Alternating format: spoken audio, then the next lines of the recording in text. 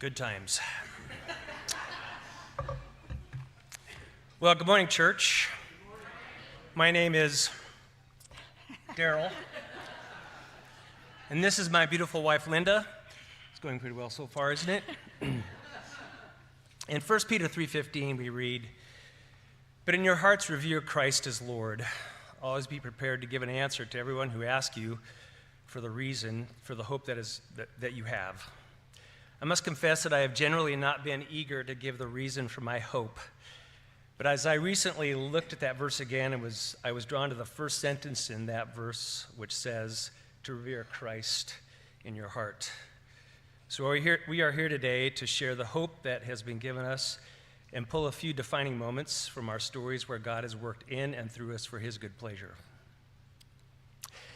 Thanks be to God that my ongoing redemption story is not the stuff of a made-for-TV movie filled with devastation and addictions, except one. Rather, my walk with Jesus has been a slow plodding of battling the greatest of addictions of all, the addiction to myself. That battle continues to this day. I was super blessed to grow up in a solid home by both parents who trained me up in exposure to Scripture, prayer, and weekly involvement in church.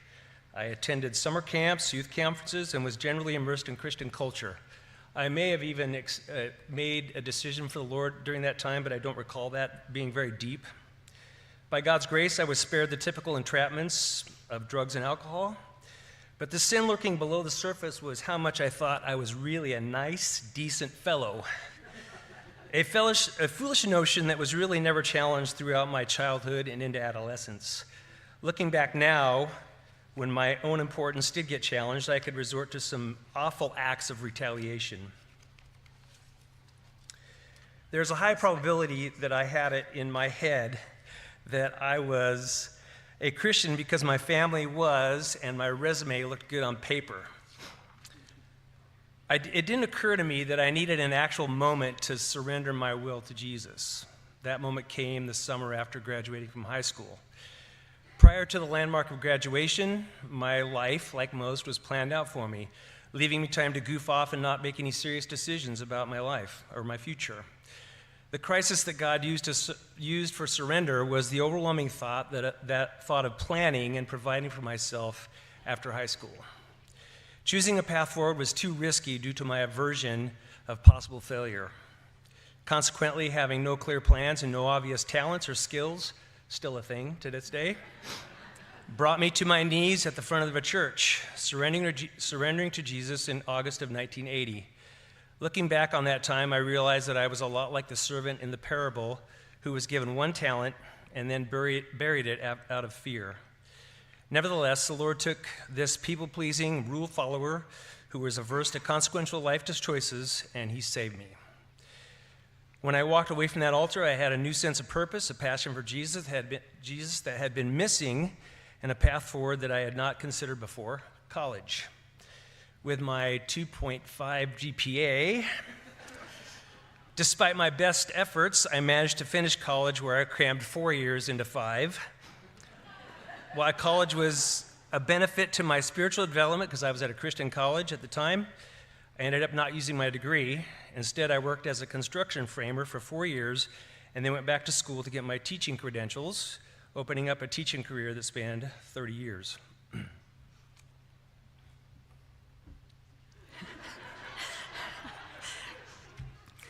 So I was born and raised here in Milwaukie, and I was blessed with a loving Christian family. I had parents and grandparents who prayed for me daily and grew me up in the Lord. I watched them model what it means to love and serve God, and I just have memories in my head as pictures, seeing my mom with her Bible and her pen and paper studying the Word, and my dad praying for us and taking us with him as he would go to the church and tinker on the furnace or paint something. He was always helping out.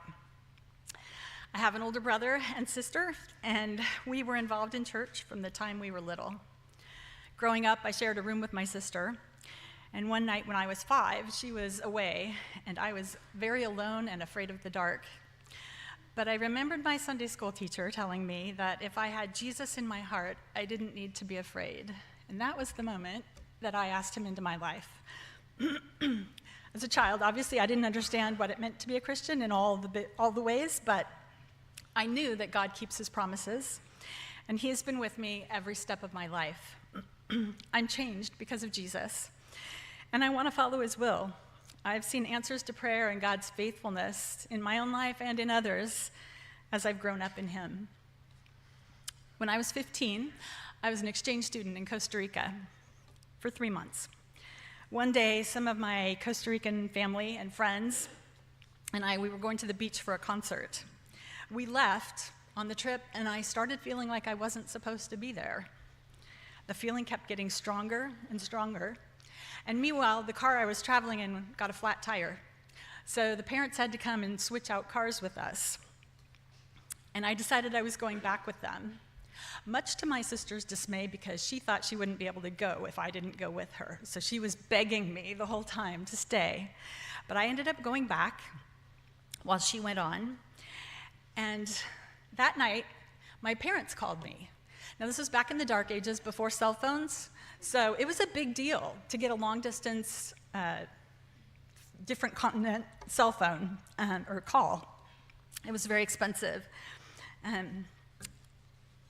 So if I had not been there, I wouldn't have talked to them. So I was thrilled. I was so happy. The next morning, when I got up, my sister was just getting home, and I found out that there was a hurricane that hit the coast where they were that night. It was total chaos. They had to abandon one of the 2 cars that they'd gone over with. They all got into one car, and there wasn't an inch of extra space. It was really a light bulb moment for me. I realized that God really was watching over and taking care of me. And I recognize now that that feeling I had was the Holy Spirit guiding me. After high school, I went to nursing school, and I worked for the next 30 years in the neonatal intensive care unit with very sick and premature babies. Some so small you could hold them in the palm of your hand, but they were perfectly formed down to their eyelashes and toenails. And I can see that God cares about everything, even the smallest detail of our lives. Being a Christian doesn't mean that everything is easy. I always wanted to be a wife and mom from the time I was little, but I waited a really long time for him to come along. And we got married, and then I waited a long time to become a mom. We went through 6 years of infertility. Many tears were shed, and our sweet babies finally came through adoption. First Daniel, and then Lauren. God performed another miracle in that he fashioned both of our kids in appearance as if they were our own flesh and blood, and thankfully for everybody, they look more like Linda than me. Right up front, the obvious needs to be stated. I married up. I got the better deal. Furthermore, marriage is a great place for God to reveal who you really are and put to death those things that need killing.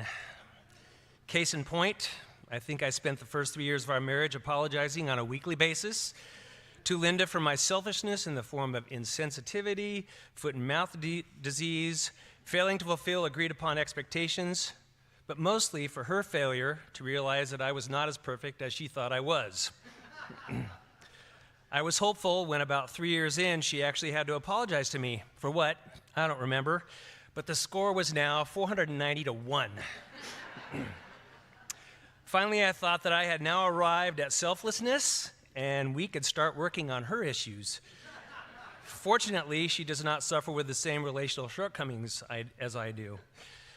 Linda has been used by God on numerous occasions to bring course correction when I needed it most. As a self-absorbed knucklehead who thinks too much about myself, surrounding myself with shiny things has been a recurring temptation.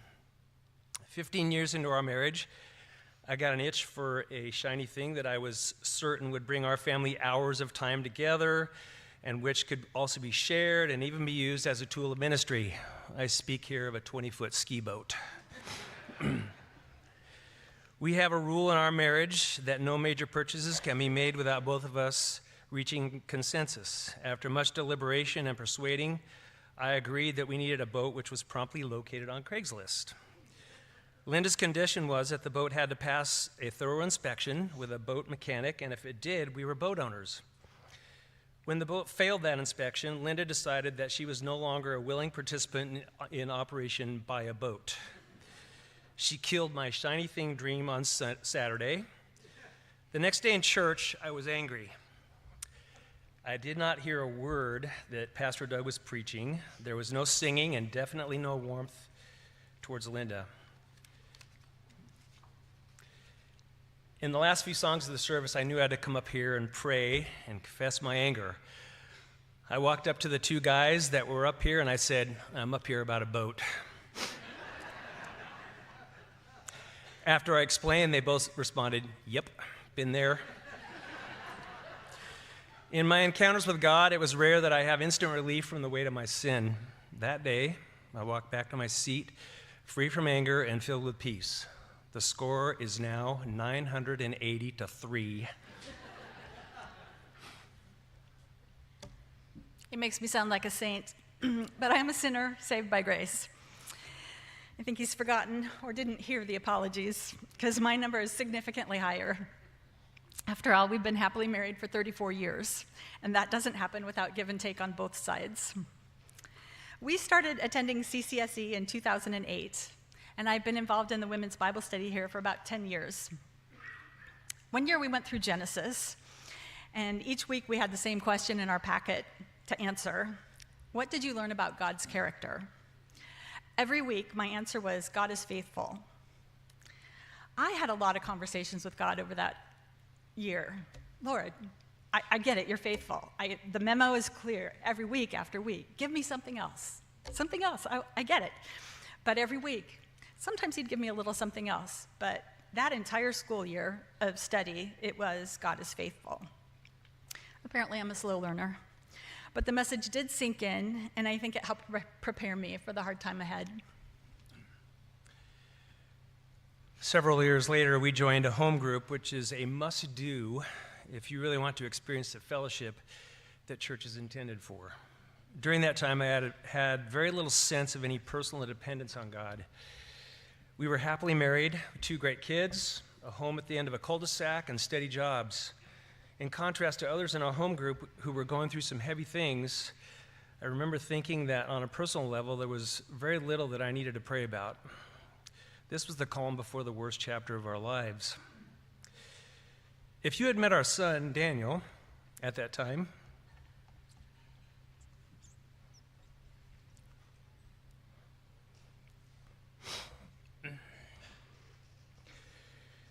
you would have met a friendly, outgoing young man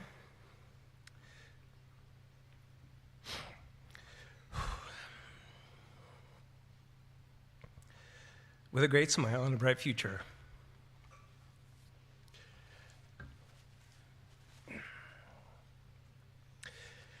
However, it was also a time that he began to question his faith and consequently began pulling away from us and church. He had invited Jesus into his heart at a young age and then reaffirmed that decision in junior high. At the end of his high school career, we still did not grasp the fullness of what was going on inside of him. He seemed happy and had big plans to go to U of O. In his freshman year, he began drinking.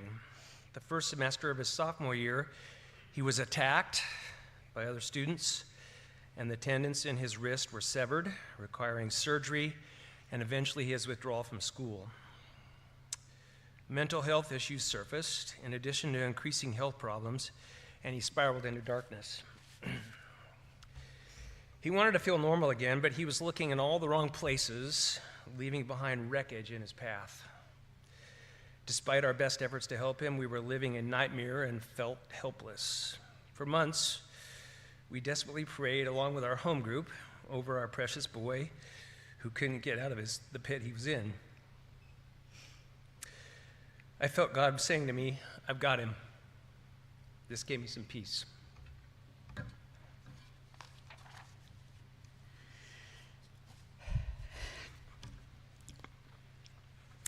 In the first week of June 2017, we sold the house that we built and lived in for 25 years, signed a year's lease on a condo, and we prepared to move in and build a new home.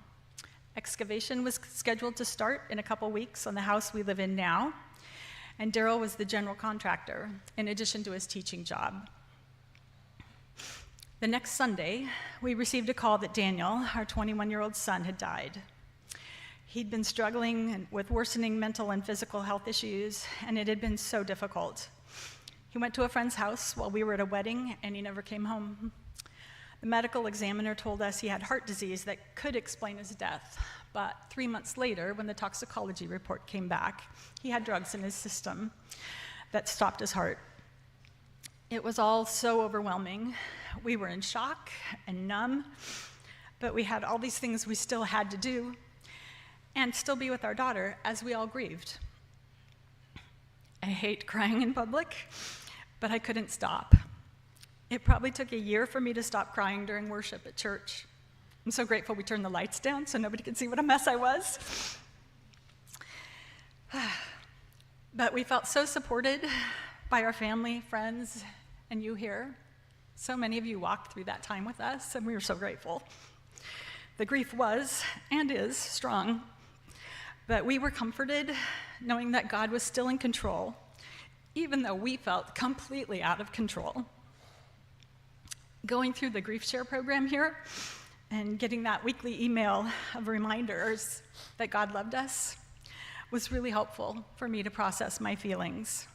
God is faithful.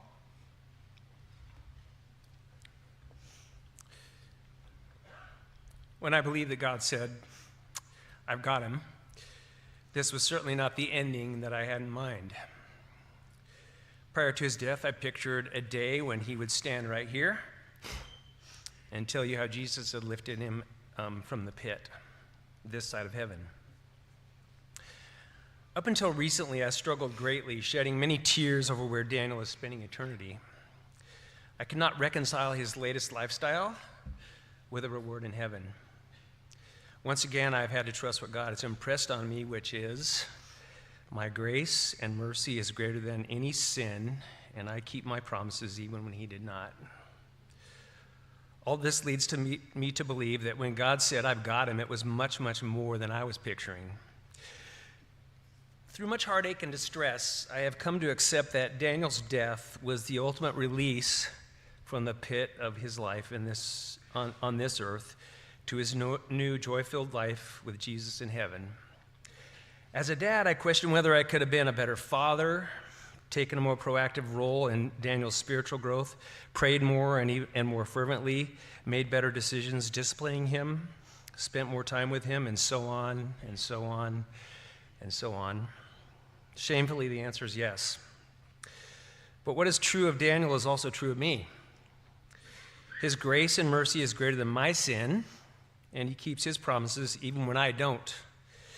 It is still difficult to sit through sermons about fathers and sons, and Father's Day is not my favorite.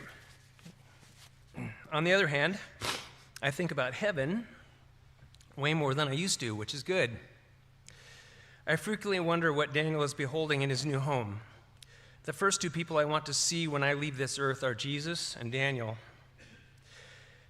2 Peter 3:8 says, "But do not forget this one thing, dear friends." Oh, that's gross and disgusting. That wasn't in the notes either, I just got to say.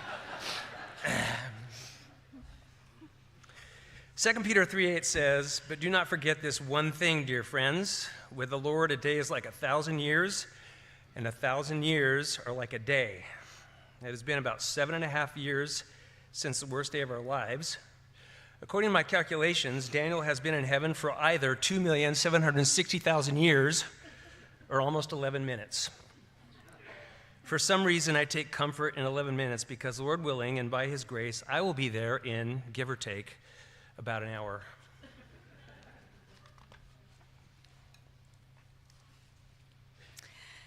I'm learning that as I wait or go through hard times, I'm changed in the process. I trust God more, and I'm confident that as I lean closer into Jesus, he gives me just what I need in his timing. The love, joy, and peace that come from him are so comforting to me, and I want others to have that relationship too. That's why I'm still involved with women's ministry, and I would encourage all of you ladies to come join us for Bible study. It's such a great way to be in the Word, but also develop some key friendships along the way. The first year after Daniel died, I wondered if I would ever feel happy and joyful again. This side of heaven, the loss will always be there, but there is healing, and I can say, yes, there is joy. I can say, well, our daughter Lauren married Logan, and we now have 3 grandsons. We get to spend a lot of time with them, and we love being grandparents. It's the best thing ever. God has also placed some young adults in our lives that we get to pour into, and watching them grow has been really sweet. There is no better place to be than in God's hands. Through the good times and bad, I know that God is faithful, and He will see us through.